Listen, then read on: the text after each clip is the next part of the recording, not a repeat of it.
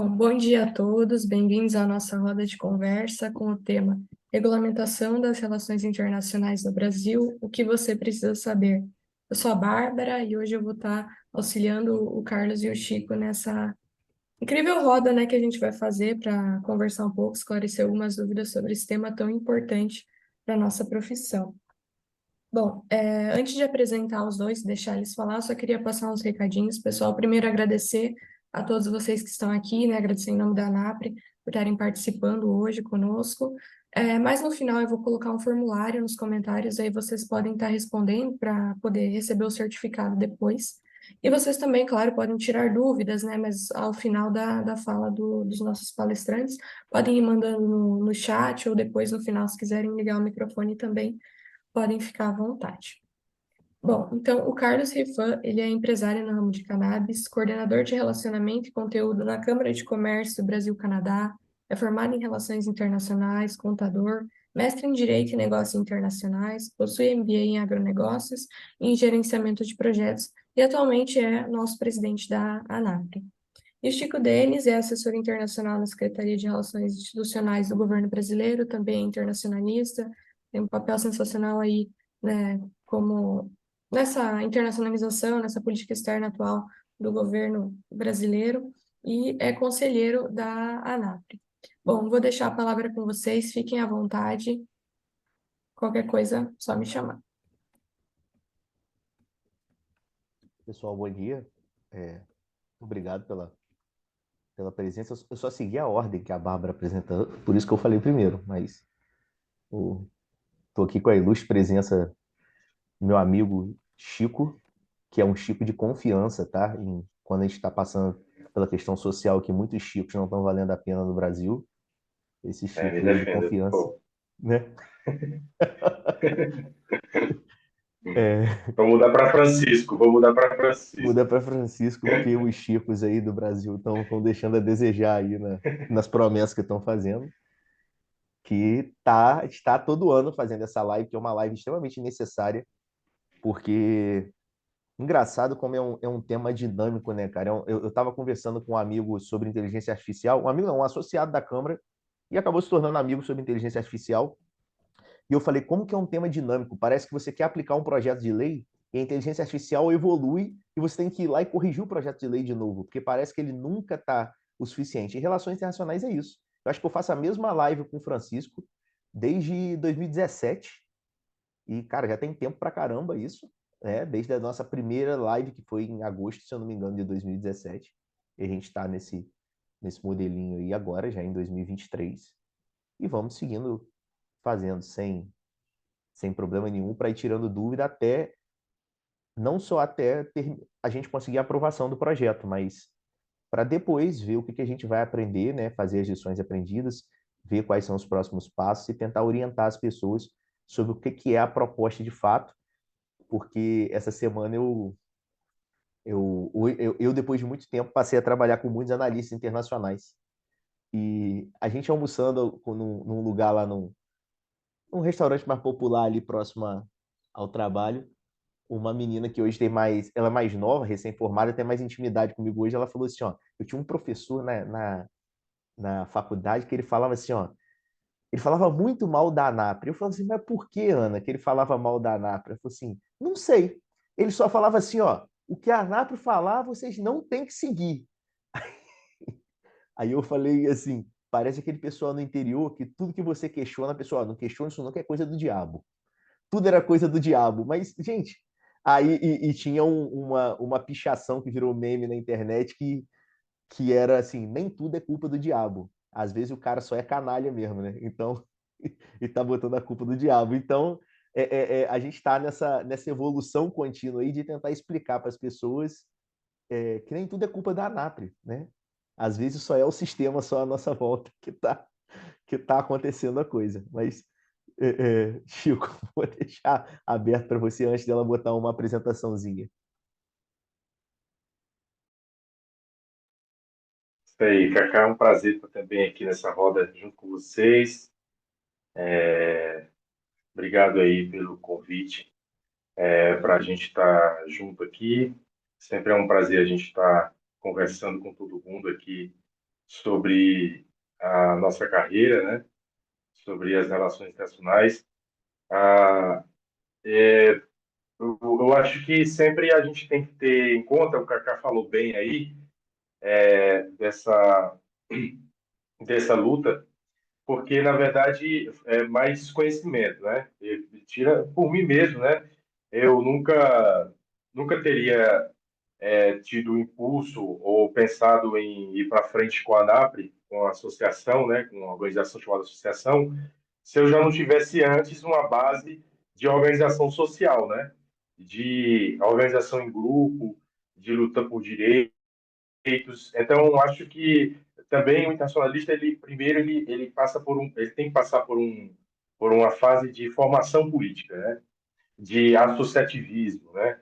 É sempre o que a gente discute também desde que a gente entrou nesse barco, né?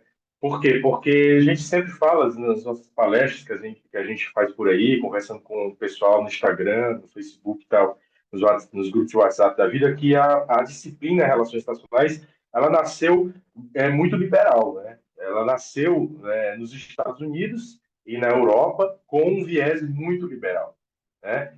É, digamos que propriamente ela nasceu na Inglaterra, no Reino Unido e nos Estados Unidos, com um viés liberal na academia, que repudia qualquer organização de trabalhadores, começando por aí.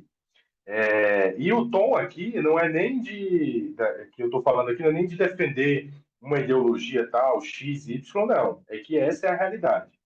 E tanto é a realidade que a gente vê hoje em dia, muitos internacionalistas nas redes sociais, nos seus espaços, sempre construindo campos individualmente na área de relações internacionais. Por exemplo, eu e o Kaká, a gente poderia muito bem criar nosso campo. Bom, a gente faz nossas publicações, né? A Bárbara faz, todo mundo faz aqui, falando do nosso trabalho, né? Só que a gente podia muito bem individualmente fazer com que nós nos transformemos em uma empresa, né?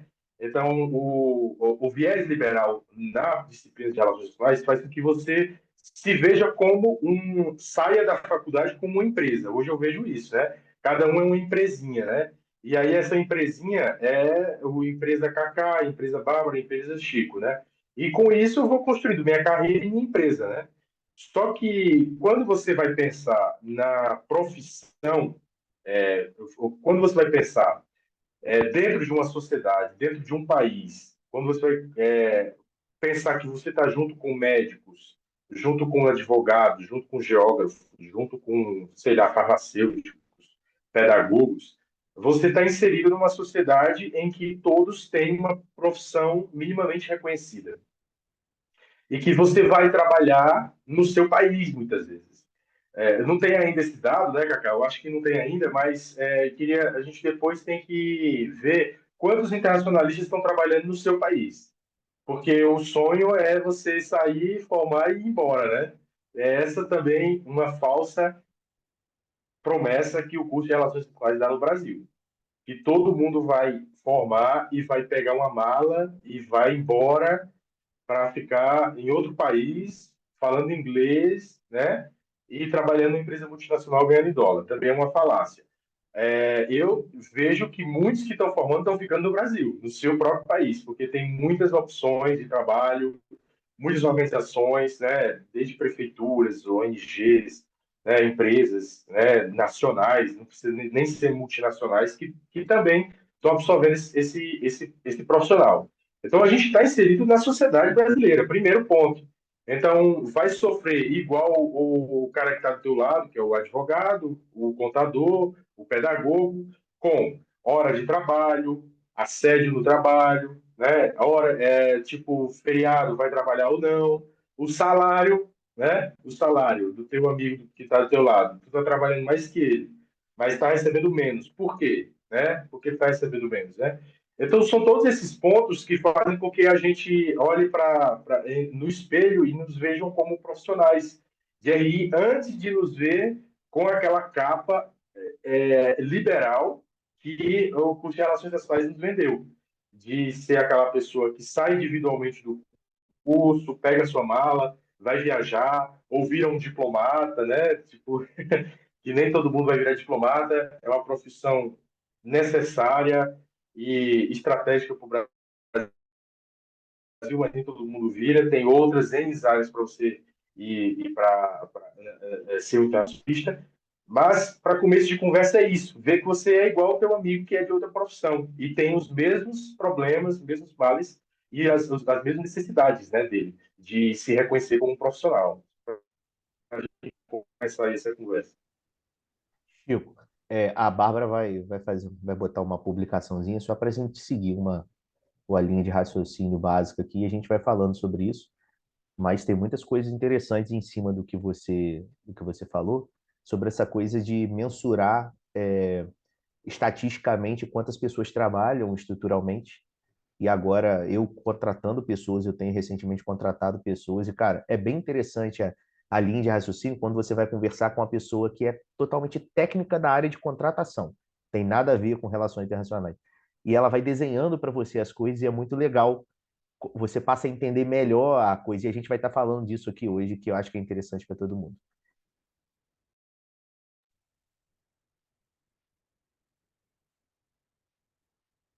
É, todo mundo tá vendo, né? Tá ok?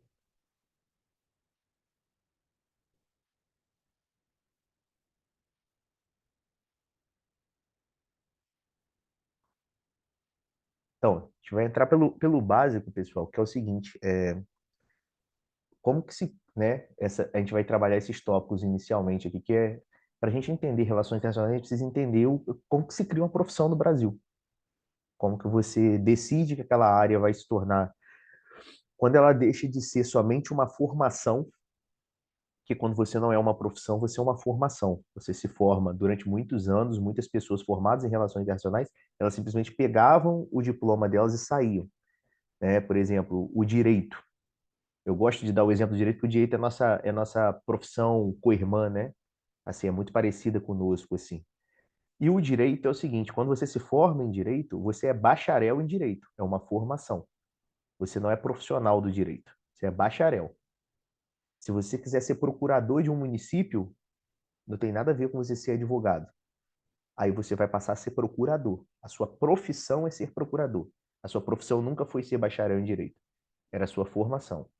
Se você quiser ser advogado, você vai fazer a prova da OAB e você vai virar um advogado.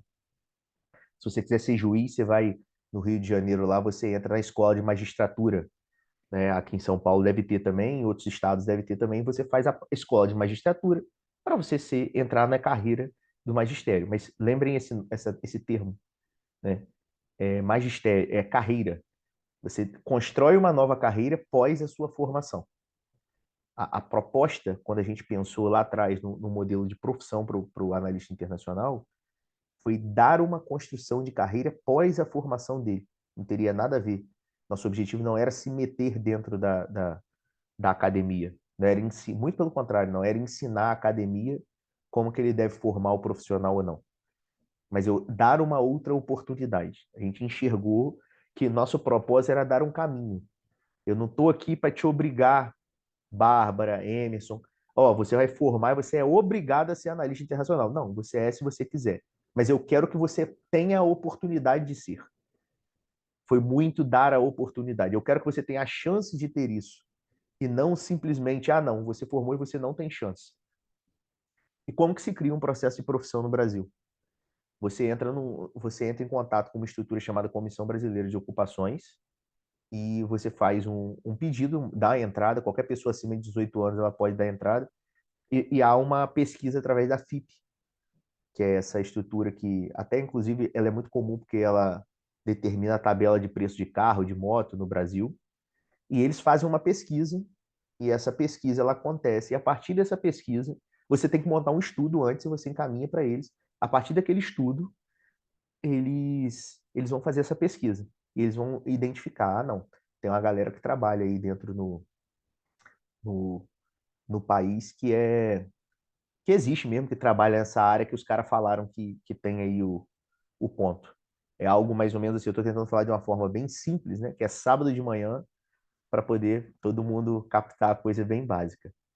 E a partir disso, eles informam a própria CBO, que é a Comissão Brasileira de Ocupações, ó, no Brasil existe um público que é formado dentro de uma área, que sim, eles trabalham com a área internacional e eles aplicam técnicas científicas, ou seja, existe ciência por trás do que eles fazem, em determinados fatores que dão num fim de sucesso.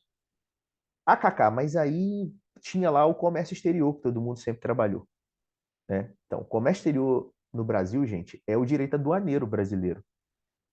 São as portarias que a Receita Federal abre junto com a aduana para poder determinar questões assim. Não tem uma ciência por trás do direito aduaneiro brasileiro para se criar a lei. A lei é feita pela determinação e pelos acordos comerciais que o Brasil vai fazendo. Relações internacionais existe uma ciência por trás. Se eu vou ter o Francisco tem viajado muito agora na profissão que ele está atualmente. Eu, por exemplo, tenho lidado com um país que eu nunca tinha lidado, que é o Canadá, e existe toda uma ciência por trás para você lidar com essas pessoas. Existe toda uma característica de análise que você faz geográfica, histórica, cultural, estrutural do direito, da economia, para que você desenvolva um projeto que seja de negócio, que seja um projeto social, que seja um projeto de N outras áreas. Tanto que existem diversos mestrados e doutorados aí no país que levam em consideração a parte das relações internacionais para dar o alicerce científico por detrás, em tempos quando a gente demorou muito tempo para se falar de ciência. Então, tudo isso tem ciência por trás, tudo isso tem técnica por trás, tem expertise por trás, tem aplicação de metodologia por trás para que a coisa aconteça. Você quer comentar alguma coisa, Chico?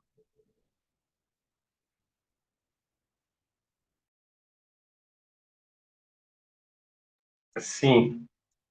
É... Ai, agora apareceu. Estava lendo aqui para mim.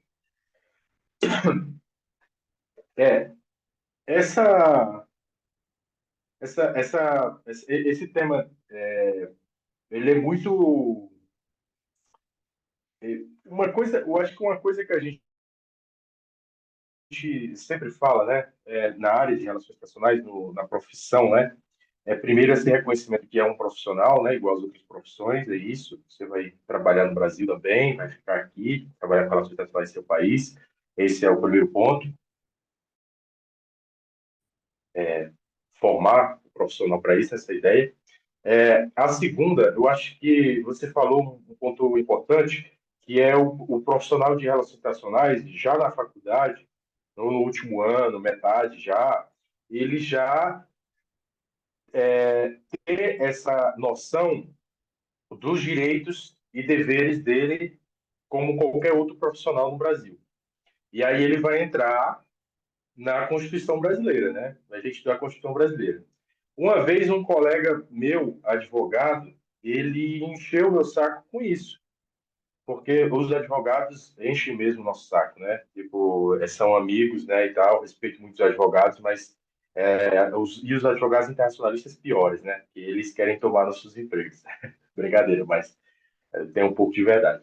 Mas os advogados, eles ficam falando que a gente não estuda a Constituição, né? E aí eu falei, não, tem um pouco de verdade mesmo, que eu acho que eu comecei a estudar mais a Constituição quando eu comecei a organizar a NAPA. Porque o que que acontece? Quando você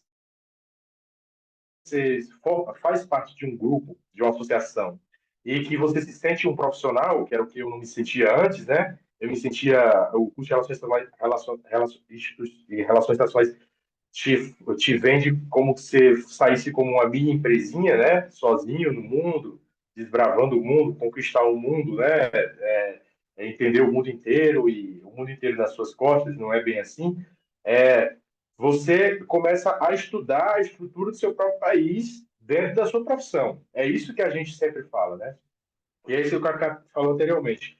Conhecer esse artigo 5 é o primeiro elemento básico, né? Para a gente entender que a gente está inserido com outras profissões e que, em algum certo momento, a gente tem que entender como é que funciona o sistema de profissões no Brasil, como é que ele se organiza, como é que se cria uma profissão, para que ela serve e por que que a gente ainda está nesse quadro tão complicado ainda no Brasil, Na nossa área, que não é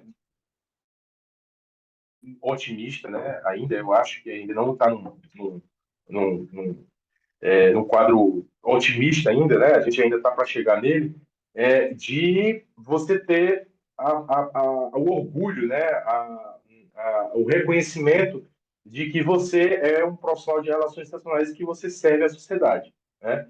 É reconhecido pela sua família, primeiro, né? Reconhecido pelos seus pares, reconhecido pelas empresas, pelas organizações que você está. Então, a profissão, a regulamentação da profissão, o reconhecimento pelo Congresso, ele serve para isso, né? Para a gente mostrar para a sociedade que a gente é útil para a sociedade, né? Que a gente é um profissional que vai servir a sociedade, né? Não só a sociedade mundial, né? Porque a gente serve a sociedade brasileira, primeiramente. Porque nós somos brasileiros, brasileiras e brasileiros primeiro. Mesmo que você esteja numa empresa multinacional por aí e tal, ainda você carrega um sentido de ser brasileiro, né? Então, estudar essas estruturas, né, ter isso nas nossas formações dentro da faculdade, isso é muito importante para a gente sair e ter esse sentido de cooperativo, né, de associativismo mesmo, de se organizar em grupo e se ajudar, né? Isso faz com que a gente se ajude muito em grupo, né?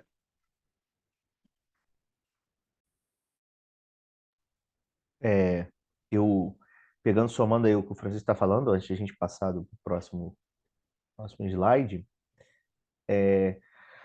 a gente estava falando sobre a questão de ser publicado e tudo mais.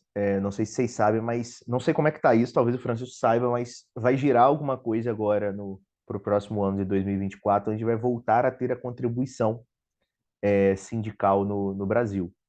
E para quem era do tempo da contribuição sindical antigo, né, quem começou a trabalhar lá em 2010, 2011, que a gente tinha estrutura sindical, é muito ruim você não ter uma estrutura sindical que te apoia.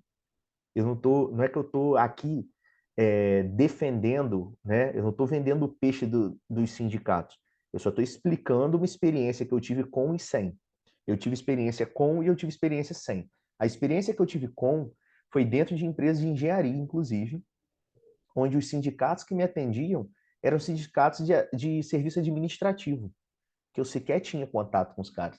E a gente trazia as principais peças estruturais que faziam a perfuração das plataformas do Brasil. E não era levado em consideração isso. As técnicas que a gente aplicava de tipo assim, ó, a gente vai trazer desse jeito, a gente vai fazer desse jeito. Se você trouxer desse jeito e fizer a montagem aqui, vai funcionar desse jeito, em parceria mesmo com a engenharia, para poder a coisa atender uma demanda de uma Petrobras, conseguir um contrato internacional. Tudo isso era levado em consideração. E na hora, e não desmerecendo, e eu e a telefonista tínhamos as mesmas brigas de desenvolvimento trabalhista. E quando eu falo telefonista, eu não estou desmerecendo a questão do trabalho dela, é porque são trabalhos distintos, entendeu? Se você trabalha, por exemplo, viajando, como o Francisco está viajando agora, tem viajado muito no trabalho dele, você se coloca em risco em prol do seu trabalho. Você pode sofrer um acidente, pode acontecer uma coisa com você, tem jet lag, tem interferência de N fatores. Isso é levado em consideração durante o processo de trabalho da pessoa. Tem gente que aguenta trabalhar, por exemplo, militar, polícia militar na rua, por isso que o cara trabalha pouco tempo, porque ele fica em contato direto com, né, sofrendo risco, passando por um monte de questões. E o que a gente está falando aqui não é sobre, é, como que eu vou te falar, questões internacionais e trabalhar em A, B ou C, não. É sobre garantias básicas de uma estrutura profissional, que o Brasil funciona dessa forma. O Brasil tem essa linha de raciocínio. Por isso o processo ali, diferença entre publicação e regulamentação. A partir do momento que você publica, a própria Constituição ela te dá esse alicerce. E você tem que começar. A gente já está num processo agora de projeto de lei, que é o que acho que a gente vai falar mais específico, que é justamente por isso. O que que você, como analista internacional, que trabalha no seu dia a dia, ou que trabalha representando, que trabalha viajando, como eu tive agora recentemente com uma grande multinacional do Brasil, trocando ideia com eles, e o head deles falou assim comigo: a cada 2 semanas eu vou à China para poder ver. Desculpa, a cada 2 meses eu vou à China para poder ver questões da nossa equipe lá. E ele não é de relações internacionais. E eu entrei numa linha de raciocínio para mim que é o seguinte, cara, troca a China pela Ucrânia. A Ucrânia está em guerra agora. Troca a China pela Ucrânia. E se ele tem que continuar ainda uma zona de guerra para poder fazer negócios? Ele vai ganhar, ele tem que ganhar os mesmos direitos que a telefonista, que o assistente administrativo, ainda uma zona de guerra, ainda uma zona de conflito. O Francisco que tem acompanhado comitivas, eu vou acompanhar uma comitiva. E se eu trabalho, por exemplo, num país árabe, eu vou acompanhar a comitiva, o cara envenena todo mundo. Isso pode acontecer, gente, não é coisa de filme de 007, não. É, às vezes é até mais comum do que parece dentro do cenário internacional. Eu estou dando exemplos de hipérboles para a gente ter noção, mas acontecem muitas coisas no dia a dia e muitos colegas conseguem falar, né? Mas, Chico, quer fazer algum comentário? Aí, você fazendo o comentário, a Bárbara passa, por favor, o slide. Não, tranquilo, Cacá. Com isso já está.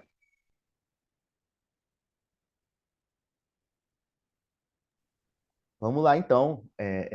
Como que funciona um projeto de lei? Chico, se você quiser abrir essa questão de como que funciona esse processo, falar um pouco do Padilha, explicar algo, e eu vou complementando. Primeiro, para começar, gente, eu acho que, voltando ao que a gente estava conversando no começo, né, desde o começo, o internacionalista ele é pouco formado para entender a estrutura interna do seu país, no Brasil, pelo menos, porque eu conheço pouco fora, eu conheço mais do meu país. Vou falar daqui. As nossas universidades, poucas ensinam a estrutura interna do Brasil para o profissional de relações internacionais. Esse, eu acho que é um problema, é um desafio que a gente vai tentar, de alguma forma, dialogar com as universidades, né, enquanto a NAPRE, com os profissionais também, para que a gente possa passar essa barreira, né? Ter alguma coisa nas universidades que faça com que a gente entenda nossos processos internos também, né? Na Câmara, no Senado, projeto de lei, mensagens, PLs, né? Orçamento, tudo isso. Porque o que acontece? Quando você tem muitos profissionais de relações internacionais que estão trabalhando na área de HelGov, né? Relações governamentais institucionais aqui. Conheci vários aqui, né? E estão amando a área, né? Estão aprendendo muito e tal. E eles nunca tiveram isso na faculdade. Bom, eles não formaram para HelGov, né?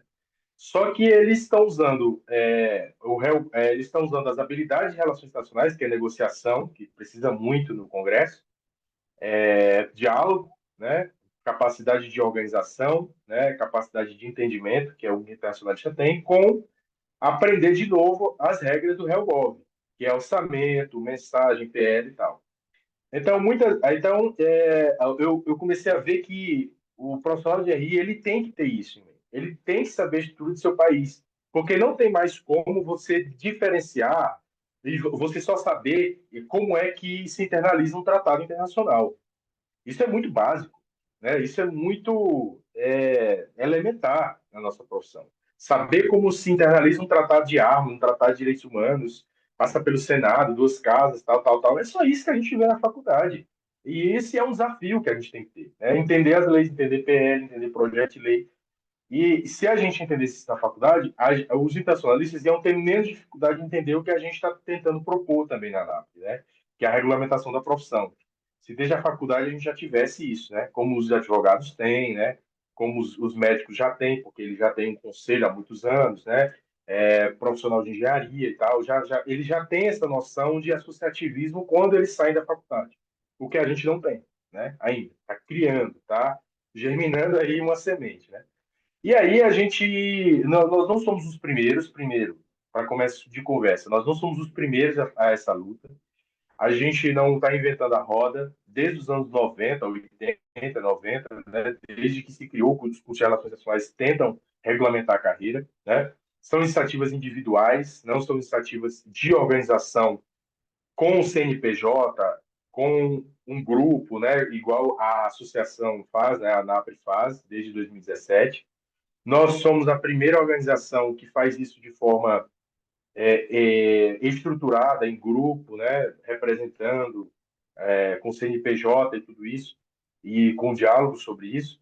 Só que teve outras iniciativas que colocaram projetos de lei lá para regulamentar a profissão, né? E esse PL, que a gente sempre fala, o projeto de lei, é o inicial. Ou seja, porque quem regulamenta uma profissão no Brasil é o nosso Congresso Nacional, né? E para que serve regulamentar uma profissão? É isso que a gente sempre está falando aqui, né? Direitos trabalhistas, né? Direitos trabalhistas e reconhecimento de carreira.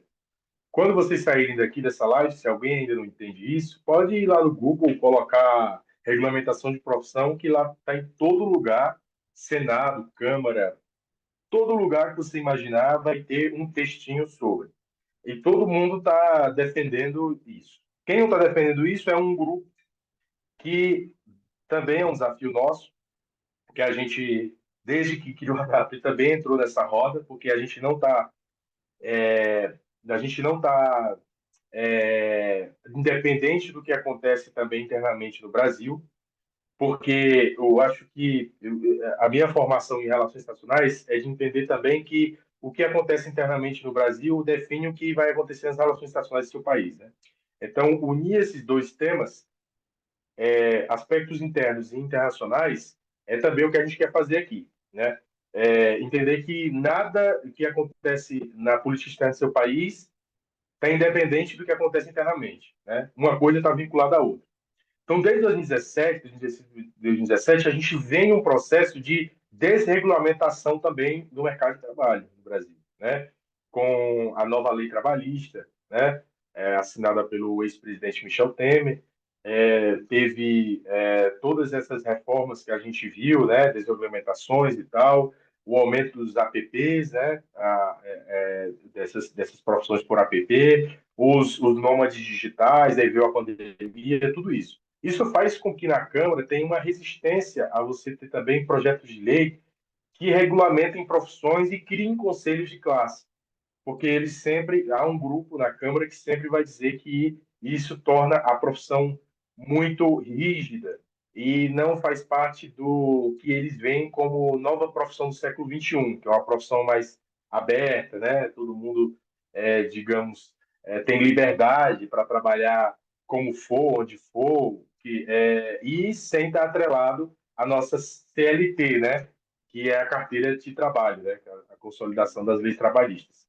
Então, começando pela gente, a gente colocou um novo projeto de lei, né, que é esse projeto de lei que está em vigor hoje, que é o PL de 2020, o projeto de lei de 2020 do deputado Alexandre Padilha, né, que é o 3536, eu acho, 3536, não sei se eu errei o número, 3536 de 2020, né, que é o que regulamenta que é o que reconhece o exercício das atividades internacionalistas no Brasil, né? Por que exercício das atividades? Porque a gente viu que ir pelo regulamentar a profissão para criar um conselho de classe é muito mais difícil hoje com o congresso que a gente tem. Então tem que entender também esse movimento. Criar um conselho de classe hoje no Brasil ele está muito mais difícil. E um exemplo disso é a profissão de historiador, que saiu agora. Eles criaram a profissão de historiador e o conselho de classe deles. Outro exemplo é o de educação física.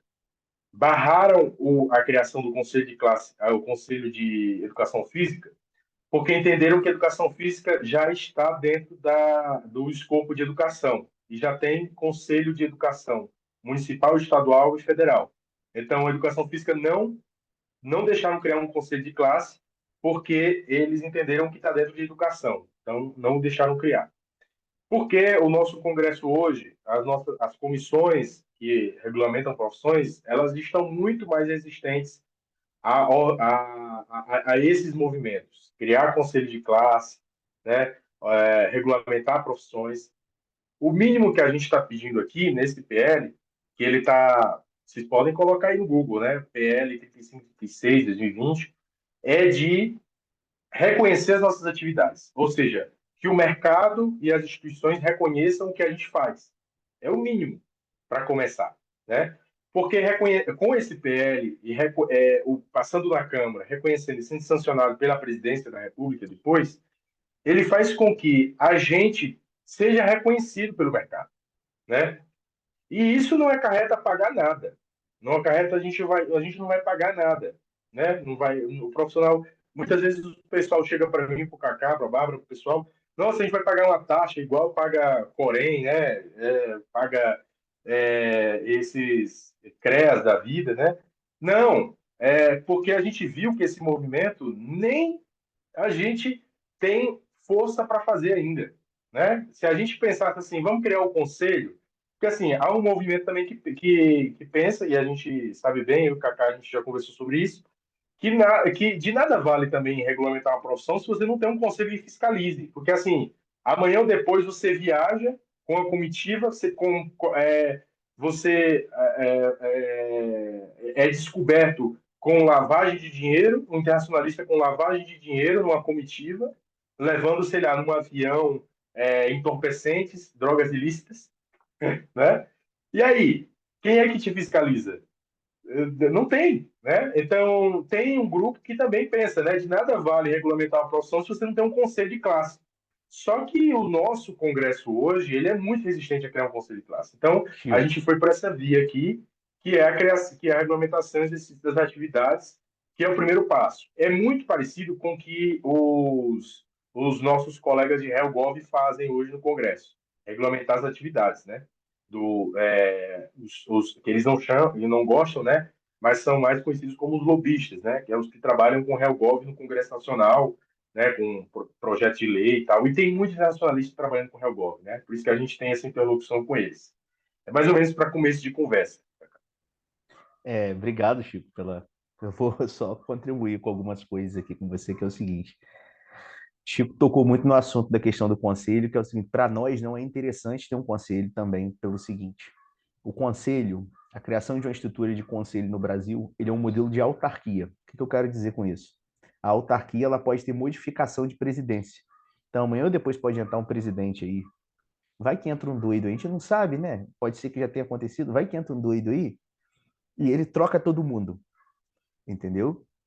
Por isso que a OAB, por exemplo, a decisão é interna. A decisão é dos próprios profissionais. O nosso modelo que a gente busca de sucesso é parecido com o modelo da OAB. Os próprios profissionais decidem quem tem que seguir atendendo e o cara tem que ser um profissional. Ele tem que entender as dores da profissão. Ele tem que entender aquilo ali. Porque quando é modelo de autarquia, pode entrar um médico lá e tomar conta. E ele pode ter um conluio, por exemplo, com outro conselho, como aconteceu com a educação física, e o conselho de educação toma conta do conselho de educação física. Mas, ao mesmo tempo, a força de estrutura parecida com a OAB, a ANAP, inclusive, ela foi criada no modelo que a OAB foi criada. A gente seguiu passo a passo exatamente como que foi a construção da OAB e criamos isso. É interessante o exemplo que o Chico deu, muito legal, por sinal, da questão de você da comitiva, pelo seguinte. Hoje, se você tem uma estrutura por trás que te defende e você passa por um processo, vamos pegar uma simulação dessa. Vamos supor que tem 20 pessoas viajando no avião ali, uma comitiva. E você é o analista internacional, o responsável pelo, ou seja, pela transferência internacional de toda aquela estrutura governamental. E a Bárbara está lá com 30 quilos de cocaína, né? Tá na nossa comitiva. Só que ela não é de RI. Ela não é de RI. Ela é de uma outra profissão. Vai que ela é militar, por exemplo. Ela está ali e ela tá ali e ela tá com 30 quilos de cocaína. O ponto que acontece é o seguinte: quem é o responsável estrutural pela construção daquela comitiva internacional? É o Chico, que é o analista internacional que estava ali fazendo o processo de coordenação. Na hora de entubar a responsabilidade é entubada nele. Por isso a força estrutural. Gente, não estou dizendo que isso acontece hoje, não. Eu estou dizendo que a gente está premeditando o que vai acontecer. Porque com o advogado foi isso. Por isso que hoje, por exemplo, tem advogado aí de criminoso que ele tem lá as garantias legais da sua profissão, porque senão o cara era botado para depoimento e tinha que entregar o esquema, entendeu? Do cara. A gente tá, o que está sendo discutido aqui, para vocês terem uma noção, é uma estrutura fortalecida que dá garantias legais da profissão de vocês. Eu vou dar um exemplo para vocês, que quem sabe eu presto consultoria, além de eu trabalhar na Câmara lá, eu tenho minha empresa de cannabis e eu presto consultoria externa para N coisas aqui na área de relações internacionais. Eu passei recentemente por uma situação minha, eu estou negociando com mais marcas para trazer o Brasil de cannabis, e uma delas é trazer flor, que é uma coisa que é proibida, a Anvisa proibiu. Só que eu estava negociando o contrato que eu ia assinar no meio da proibição. Imagina se eu tivesse assinado o contrato e eu não conseguisse cumprir o meu contrato. Eu ia ter um prejuízo financeiro, eu ia ter que pagar uma multa. E eu não tenho ninguém que me garanta aquilo. Aí eu vou avisar o cara, não, mas o governo brasileiro, se é uma pessoa mal intencionada, por exemplo, de outra empresa, ah, não, cara, você assinou, agora você vai ter que comprar essa quantidade toda do que passou a ser considerado de novo droga no Brasil. Então, é uma linha de raciocínio muito tênue que a gente precisa de um suporte, a gente precisa de um apoio. Um outro caso que eu passei também era que eu fazia seguros internacionais para um cara que era exportador. E nessa de um seguro, da gente fazer um seguro, teve uma emboscada da Interpol e o camarada que contratava o nosso seguro, ele estava traficando também droga dentro da carga. Eu não faço a menor ideia, eu só recebi um documento, gerava um seguro na Porto Seguro, inclusive, que é conhecida nacionalmente, gerava um seguro na Porto Seguro, recebi meu dinheiro e saía, pagava o boleto lá que tinha que pagar da Porto e saía. E o cara foi pego lá. Se você entra num processo de caças bruxas, como, né, parece que o Brasil também tem um histórico de caças bruxas em algumas situações, aí você entra num processo de caças bruxas, os caras vão em cima do analista internacional e ele não tem garantia jurídica nenhuma estrutural para se defender, por exemplo, numa operação que você faz num porto, num aeroporto, numa questão dessa. Então, a entrada do projeto para defender, a entrada da estrutura da ANAP para defender é sobre essas prerrogativas. Não é sobre você ser obrigado a pagar para trabalhar. Vou dar um exemplo também. Negociação, por exemplo, de classe. Todo ano a gente tem negociação com as empresas para ganhar aumento. Todo mundo ganha aumento anual. Se você não quiser fazer parte, você não precisa. Mas na hora, a empresa é muito mais fácil uma empresa, ó, você tem 50 funcionários aqui, todos eles estão sobre o meu guarda-chuva da Anapre. Eu acho que os caras ganham R$ 2.000, só que fazem uma negociação internacional aqui de commodity de milho, que gera 75 mil sacas ano de milho, e você fatura 3,6 milhões mês.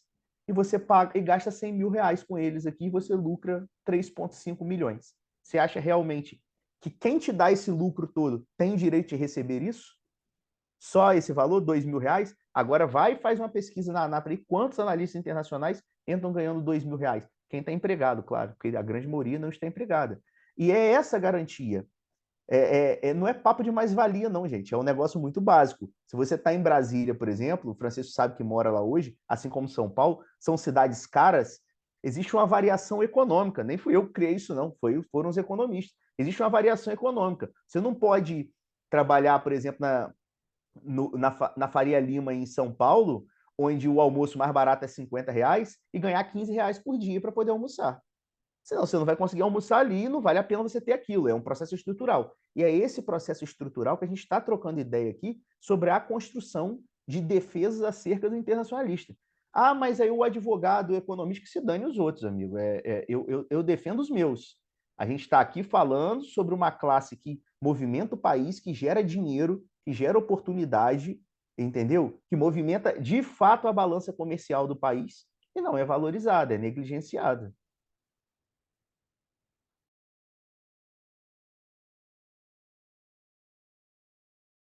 Pode passar aí o slide, por favor.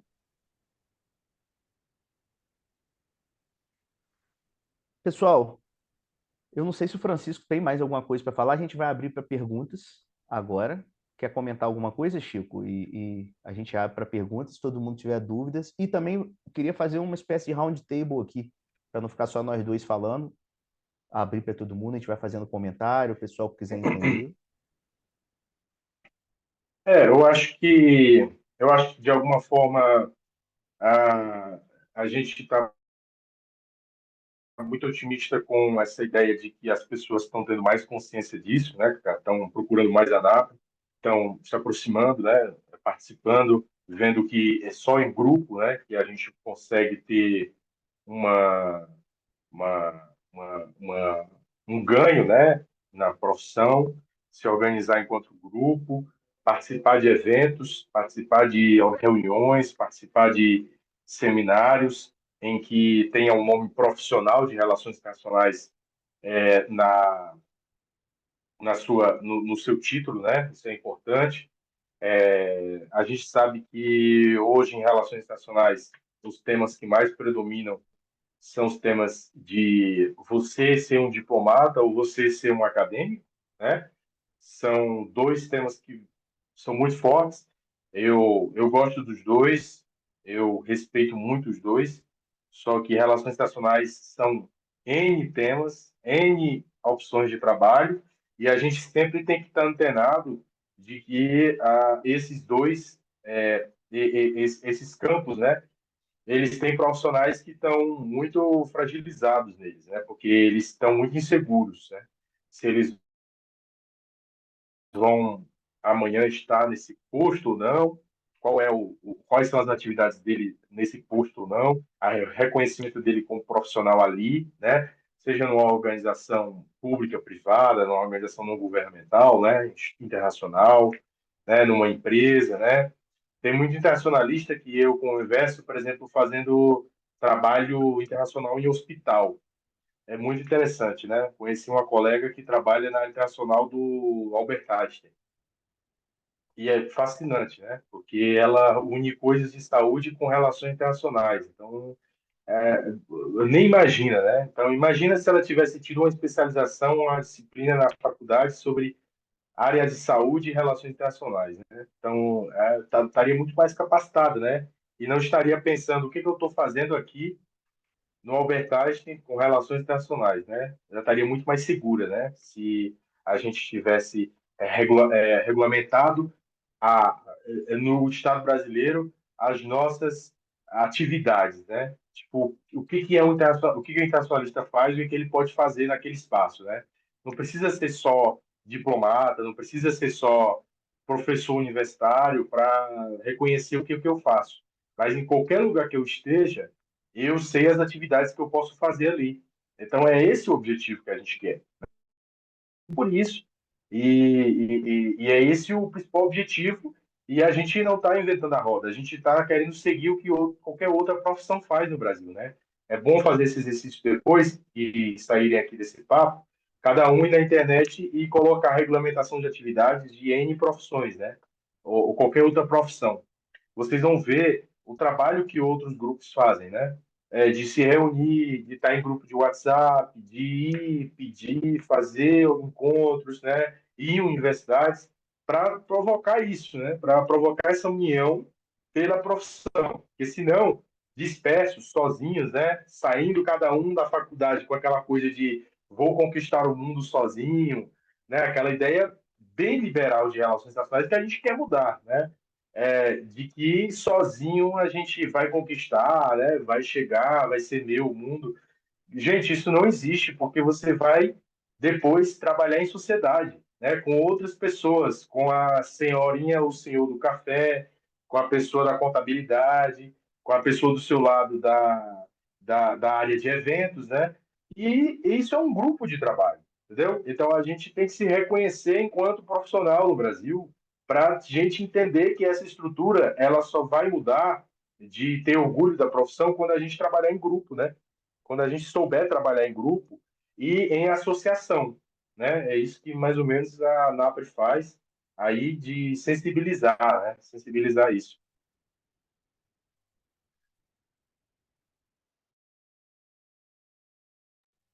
Bárbara, fecha o compartilhamento e vão abrir para quem gostaria de comentar alguma coisa, a gente fica à vontade, pessoal.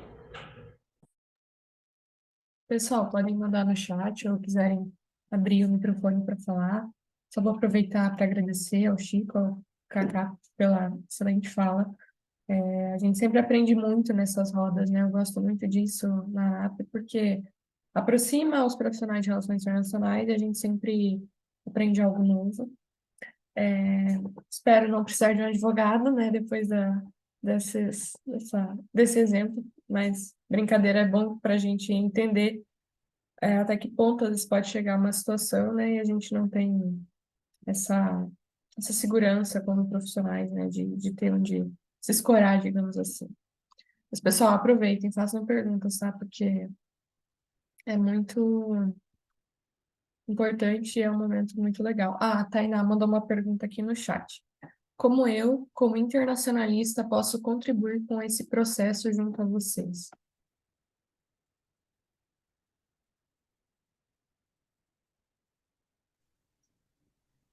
Acho que primeiro, Tainá, se você estiver no nosso grupo, pode entrar no WhatsApp.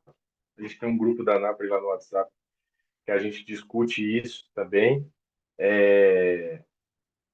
Eu sei que é um pouco chato o projeto de lei. Olha, é chato, assim, é chato, mas eu tive que aprender. Hoje eu estou no governo federal, hoje eu trabalho também com o Congresso, né, com projeto de lei, com mensagem, com tudo isso.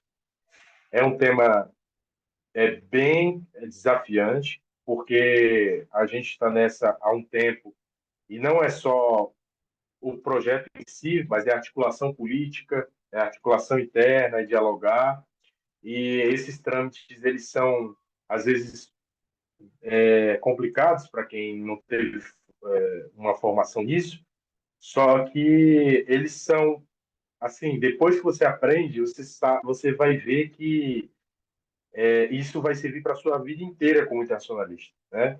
Trabalhar aprender sobre esses temas, porque quando você for para outra profissão, outra área de trabalho, por exemplo, o HealthGov, trabalham com isso cotidianamente.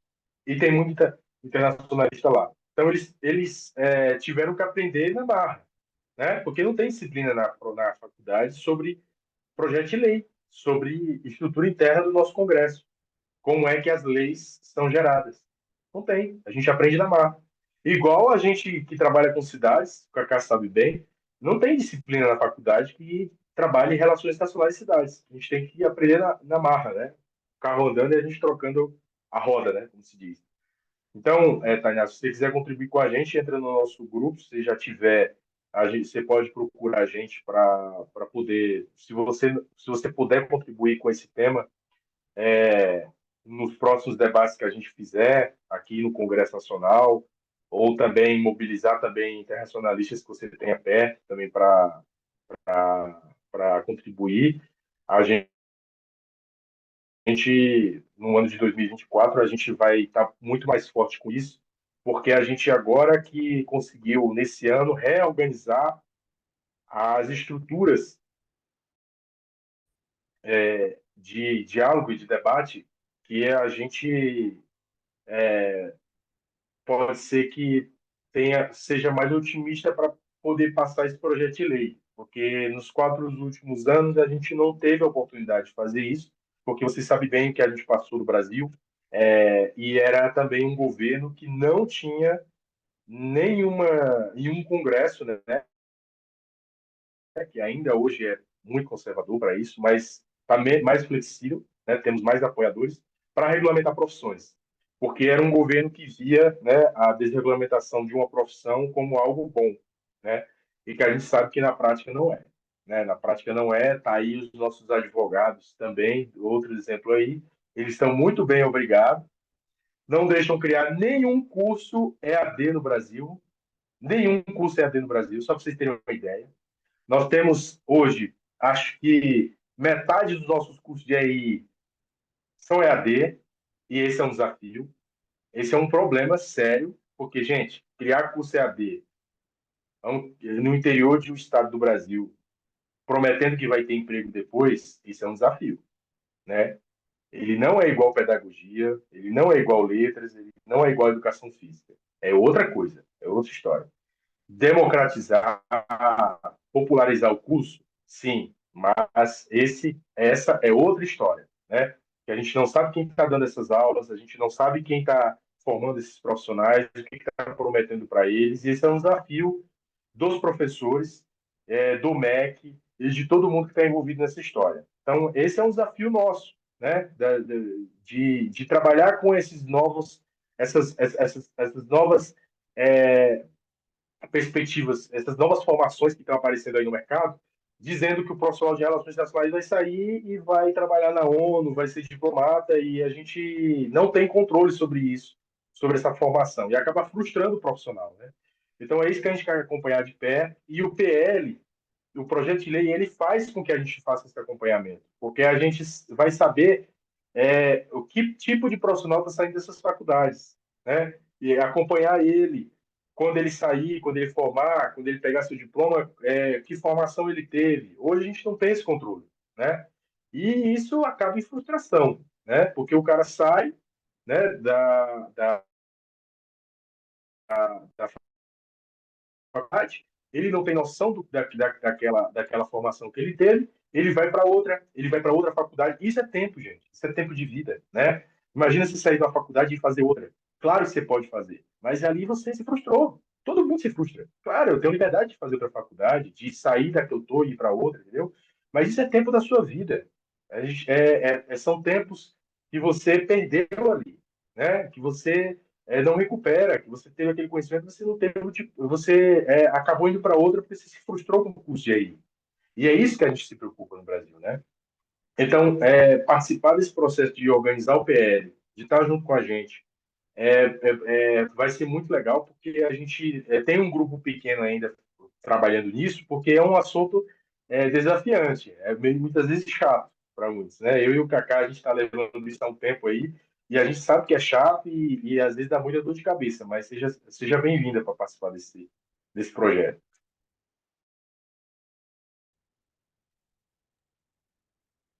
Bom, tem mais alguns comentários aqui, eu vou ler mais algum.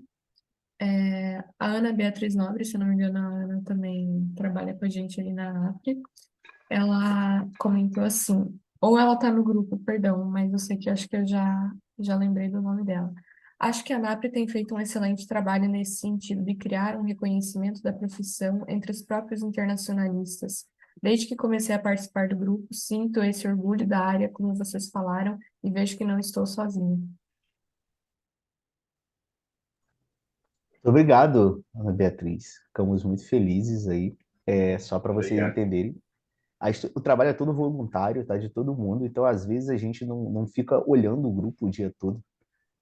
Nem eu, nem o Francisco, nem a Jéssica, que está como vice hoje, nem o Nilo, que é da formação original. Não estou desmerecendo o nome das pessoas atuais, da galera atual.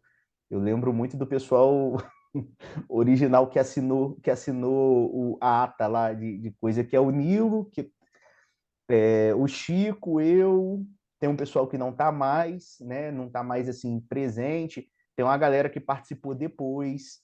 Tem uma galera que chegou para perto achando que fosse ganhar dinheiro, né? Não tinha interesse nenhum em ajudar, só queria arrancar dinheiro. Tem uma galera que está aí hoje ainda vendendo coisas de relações internacionais só para ganhar dinheiro, né? Vendendo história.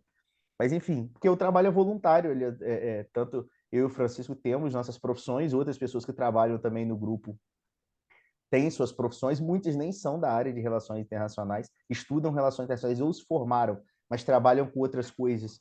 Já pegando um gancho no que meu colega falou sobre entrar em cursos de formação EAD, por exemplo, da minha cidade natal, São Fidélis, 36 mil habitantes. Quando você fala relações internacionais, eles perguntam se é de comer. Que tem um esquema de pirâmide lá, onde o cara põe a bandeira da China e fica me sacaneando, falando que é o esquema de pirâmide que faz internacionalização. Eu nunca fiz.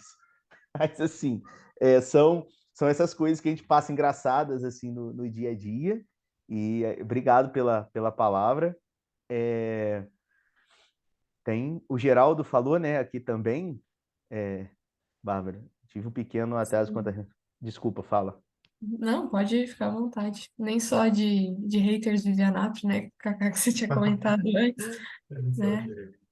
É Enfim, verdade. o Geraldo falou que teve um... Pode falar. Sim, não, ele perguntou aqui, gostaria de saber se esse projeto de lei é de iniciativa da ANAP e também a previsão de entrada para discussão no governo brasileiro, visto que o mesmo projeto é de 2020. Muito boa pergunta. O projeto de lei, Geraldo, originalmente ele não é da ANAP. O original mesmo, a ideia ele é de 1980. Foi o primeiro projeto de lei apresentado, foi em 1980. Mas ele foi derrubado na época, a título de curiosidade, porque se você regulamenta uma área, aquela área passa a ter um corpo que defende. E ninguém queria que a área internacional fosse regulamentada no Brasil, justamente para atender interesses de outras pessoas, que é o que o Francisco falou na fala dele. E a gente foi trabalhando isso. Então, a gente apresentou um primeiro projeto em 2018, que caiu, depois apresentamos um em 2019. Esse de 2020 foi um que a gente teve a oportunidade, junto à equipe do deputado, os assessores que nos procuraram, em um trabalho conjunto, os caras sentaram e falaram assim, ó, vamos parar com a palhaçada? Estou querendo desenhar projeto de lei sem saber o que é, vão sentar com os caras estão aí na luta há um tempão. O que é interessante para vocês? Então, esse de 2020 é o primeiro que a gente sentou e a gente desenhou a quatro mãos, eu e o Francisco opinamos, abrimos para outras pessoas opinarem. O que vocês acham interessante? A ANAP faz muita pesquisa. É lógico que eu não vou chegar para a Leia e vou falar assim, Leia, para um tempo do seu dia, vai lá, entra lá no projeto de lei dos caras e escreve. Não dá, porque o dinamismo de Brasília, muitas coisas são votadas na bacia das almas, então a gente tem que correr. Então a gente vai fazendo pesquisa, vai fazendo projeto, vai fazendo coisa na ANAP e vai pegando o que a gente acha de interessante, que o profissional quer, que ele precisa, que ele se interessa, e a gente vai fazendo a personificação daquilo ali no projeto de lei. Seria como? Se imagina se eu desse a cada brasileiro a oportunidade de opinar na Constituição Federal. Já era, não ia ter como. Então, sim, é um projeto de 2020. Esse foi o último. Esse é o mais completo e o mais vigente que a gente tem, né, dentro do e o mais atual que a gente tem. E a questão da discussão, ele passa a partir do momento que um deputado pega isso para si e decide colocar para votação. É lógico que chama os pares para opinarem, como toda democracia sadia, e ele decide colocar para votação. E a coisa começa a girar a partir disso. É lógico que tem umas particularidades, mas, assim, em resumo, entra mais ou menos essa linha de raciocínio. Eu vou dar a palavra ao Emerson, só vou falar o comentário da Ivanilda aqui, que é nossa também parceira aí de luta. Ela veio lá da região norte aí, ó, né? Pessoal que não reconhece, a Ivanilda faz um trabalho aí na região norte que é lá, né? Ela fala que ela é de um estado só, mas é mentira, porque a gente está sempre vendo ela viajando por N outros estados. Então a Ivanilda representa a região norte. Não vem falar que é de um estado só, não, que é conversa fiada aí da parte, né? Considero que temos a fragilidade e busca a formação de RI. Ontem tive a participação de alunos do terceiro fundamental, apresentei a ANAP e ficaram sensibilizados com a oportunidade. Aí, pegando um gancho da Ivanilda, antes de abrir para o Emerson, esse é o papel. Sabe aquele case de sucesso que dá muito certo, que é a testemunha de Jeová? Você tem um minuto para ouvir a palavra de Cristo? Então, você tem um minuto para ouvir a palavra da ANAP? A gente nem inventou esse case, gente. É o case que dá certo aí e angaria seguidores. Então, a galera que quiser aí pode parar nos lugares e falar: você tem um minuto para ouvir a palavra da ANAPRE? E você troca ideia aí que dá muito certo. Pode abrir, Emerson, fica à vontade. Não, com certeza. Enfim, tô há um ano na ANAPRE, né? E eu acho que eu como profissional, eu sempre busquei, né? Eu acho que assim, esse espaço de ter essa representação, né? Porque o Chico falou e outros aqui, né, também formados, né? Eu vi isso, né? Assim, no meio da minha formação, eu via, caramba, quais são as oportunidades? O que eu posso, né? E como se o curso ser novo, então, assim, as oportunidades também são novas, né? Então, me lembro que, acho que logo quando me formei, abriu um concurso que era específico para relações internacionais, com cargo específico para relações internacionais, que era o da FUNAG, né? A Fundação Alexandre Guzmão, lá da MRE, né? Que é responsável pelas publicações, né? E eu me lembro que eram duas, três vagas, enfim, fui lá fazer e reencontrei muita gente, né? E aquela coisa, poxa, deveria ter mais coisas, né, em relação a isso. E então, assim, eu queria parabenizar aí ó, o trabalho de todo mundo, né? E aquela coisa, a gente brasileiro acho que tem muito dessa de ver para crer, né? De resultados concretos, né? Então acho que é isso, né? Carlos falou aí, é um trabalho de formiguinha, né? Para reconhecimento, né, da profissão, até mesmo entre nós mesmos, assim, né? Eu digo, por exemplo, eu sou muito privilegiado, né, porque eu trabalho, né, na Apex Brasil, onde tem muitos profissionais de relações internacionais ali, né? E que no concurso que eu passei, né, era, vamos dizer assim, não era um pré-requisito, foi um concurso aberto, né? Tinha a diferenciação se você tivesse uma pós-graduação, né, um mestrado, doutorado em áreas relacionadas, né, à questão a atividade da agência em si, né? Mas não tinha, né, uma diferenciação. O que era bom para quem não era, né? E o que era ruim também, porque assim, eu acredito que é uma coisa bem voltada assim para quem é de relações internacionais, para quem é de comércio exterior também, né, que é uma outra área ali que a gente também, né, relações internacionais pega um pouco de cada coisa, né, mas também que a gente também aborda. Mas, enfim, também entraram muita gente que são de outras carreiras assim que, enfim, é, alguns não se identificam e vão embora, outros que, enfim, gostam da Apex e contribuem ali, né, com o trabalho em si, né? Eu acho que tudo agrega também. Mas, querendo ou não, é muito triste. Eu dou esse exemplo. Eu me formei, acho que era 30 pessoas, né? Isso, 2010, né? Acho que só desses 30, só uns 3 ou 4 comigo que estão na área, né? E já disse em outras oportunidades, né? É muito frustrante, muito triste ver assim, reencontrar alguns colegas que são formados e que tem essa frustração. Nossa, eu perdi meu tempo, perdi dinheiro, enfim, teve um deslumbre, né?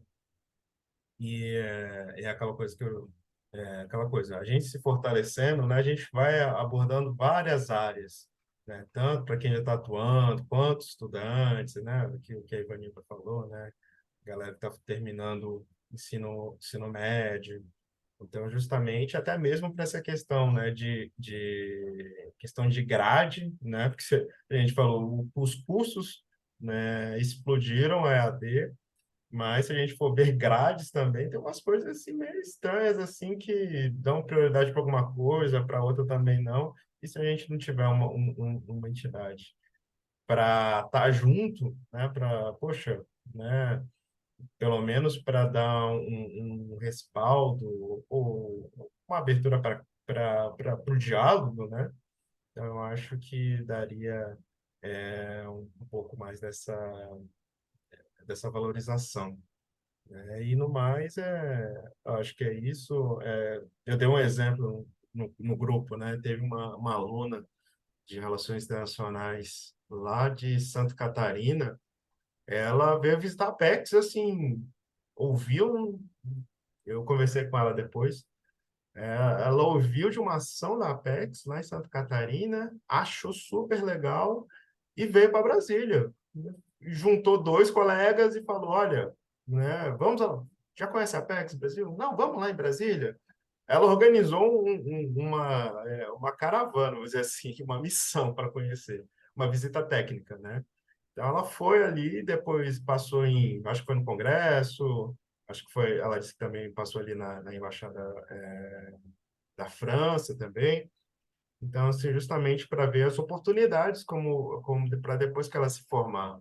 Então, reforça aqui a minha ideia, né, de fazer da ANAP organizar essas visitas técnicas, né, para justamente, né, vir na Apex, né, ir ali na Presidência da República, ir ali na MRE, ir ali no MDIC, né, ter a carreira de analista de comércio exterior também, para ver como é que o dia a dia, né, como é que é a realização, o profissional, como é que trabalha, essa questão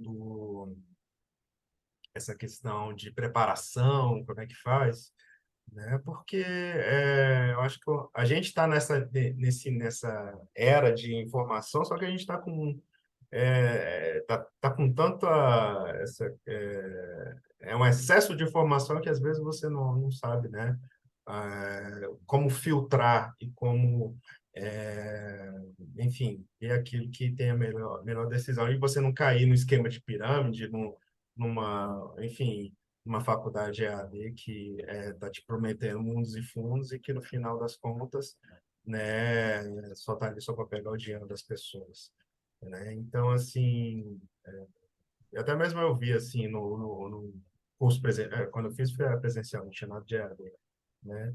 Mas até mesmo assim nessa questão assim de línguas, né? Então tinha pessoa que ia se formar em línguas e não incentivava, né? Tinha ali uma língua inglesa ali muito rasa, né? Na minha faculdade e nada de um incentivo. Olha, você precisa investir no seu inglês, sabe? Ah, mas vou fazer isso, vou fazer aquilo. Não, mas independente da área que você for atuar, você precisa de um inglês. Até mesmo se você quiser atuar aqui na América Latina, uma hora você vai se defrontar, né? Então, enfim, eu acho que é isso. Eu acho que esse fortalecimento ele vai ter um impacto direto, né, para quem trabalha, mas também diretamente em vários outros setores e é isso aí. Contem comigo. Sucesso aí para todo mundo. Obrigado, Emerson, pelas palavras. Um comentário em cima do que o Emerson falou que assim, eu me identifiquei muito, que foi a questão do quando você forma, você vai trabalhar. Eu também sou de 2010 e agora a gente teve festa aqui na Câmara, 50 anos, teve um jantar à noite e eu estava no jantar e do nada eu encontrei uma colega de sala. Isso 13 anos depois de formado, nunca mais eu a vi pessoalmente, nada. E eu falei, o que você está fazendo aqui, cara? Tá me seguindo? Eu sabia que ela morava em São Paulo, mas por rede social, não tinha mais contato. Ela, não, eu trabalho na empresa que é associada de vocês lá e tal. Eu falei, poxa, que legal. Aí ela virou para mim e falou assim, você sabe que dos 30 que formaram com a gente, só você seguiu a profissão, né?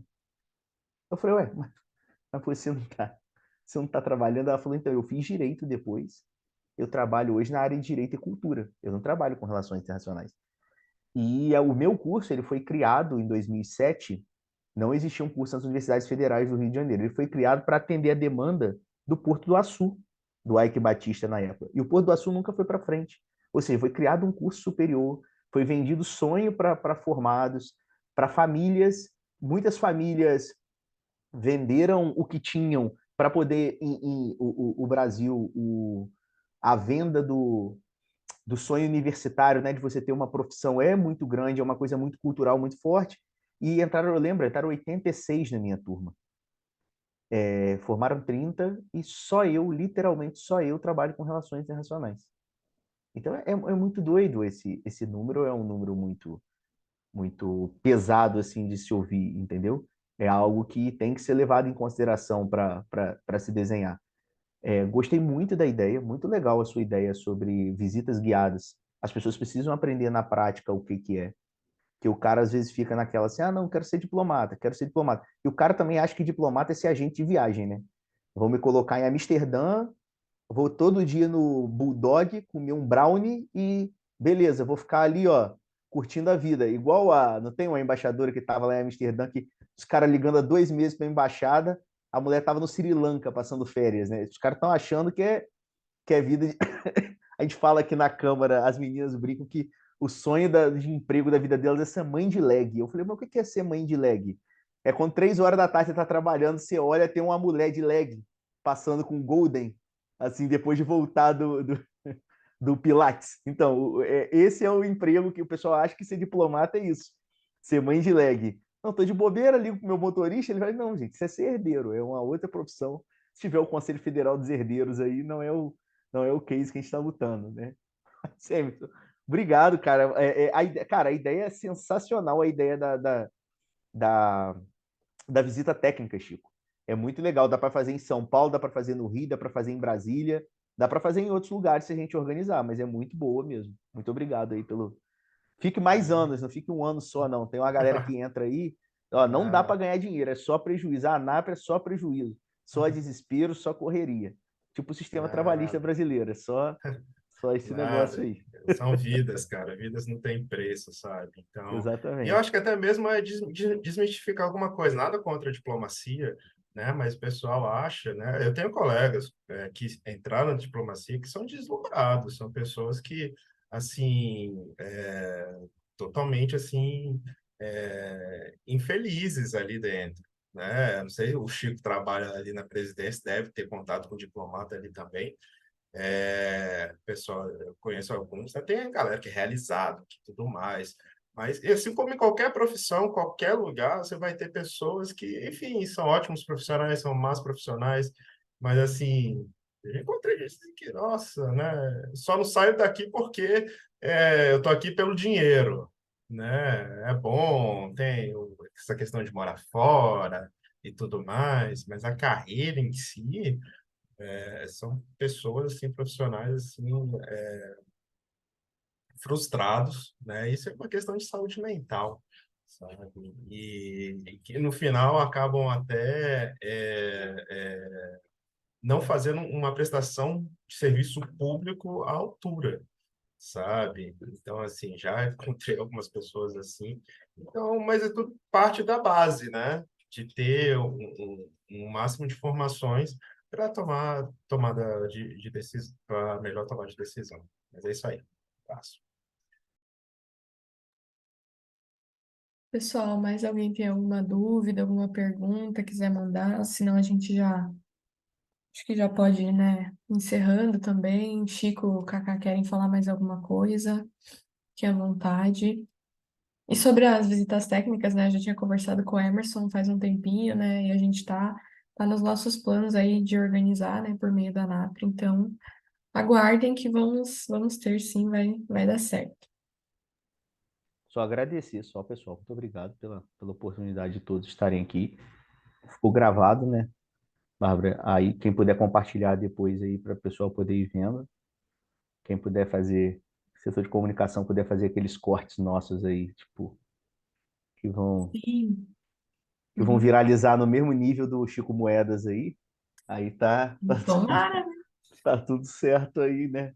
virar A top Luísa trending Sonza no podia fazer uma Twitter. música, a Luísa Sonza podia fazer uma música pro Chico aí, né? Falando da Anapre, era mais sucesso do que Chico Moedas, pelo amor de Deus. Vamos fazer uma paródia, então. Aí, Exatamente. quem Eu quero sabe? agradecer, eu quero agradecer também a Pessoal, oportunidade. ó, pode falar. Opa,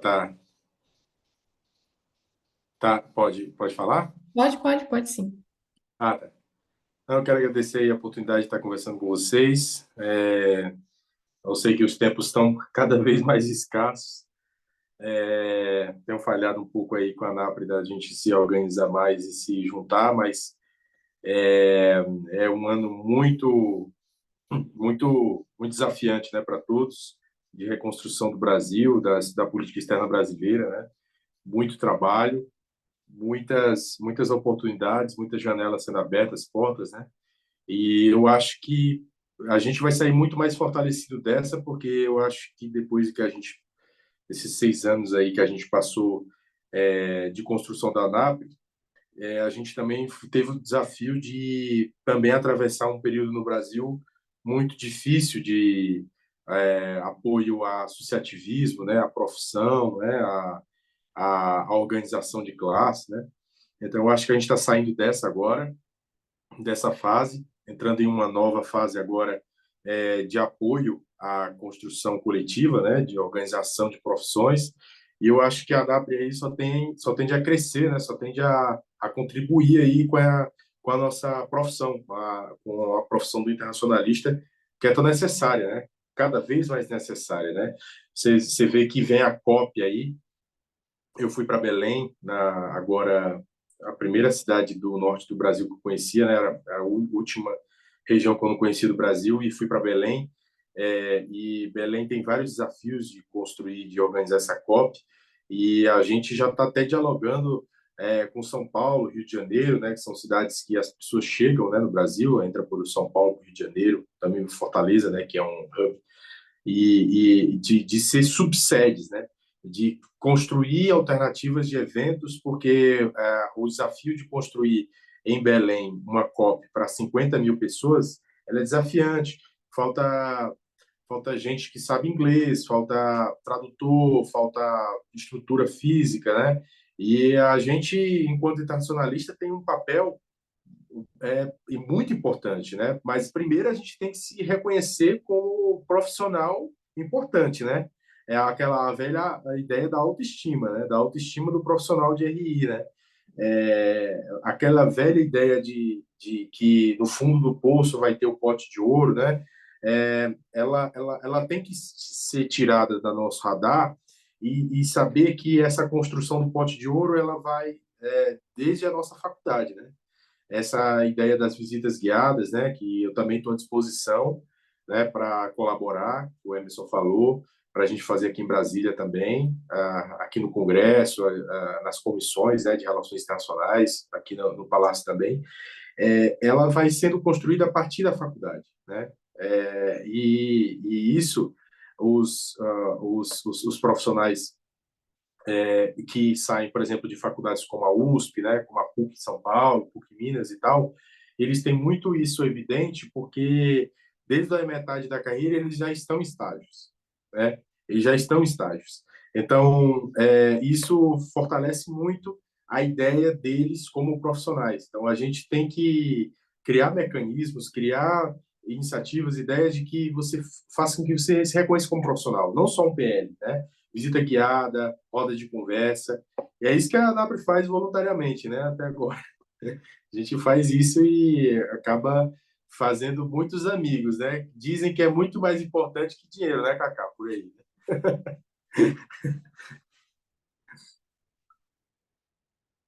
Não, sem dúvida, sem dúvida.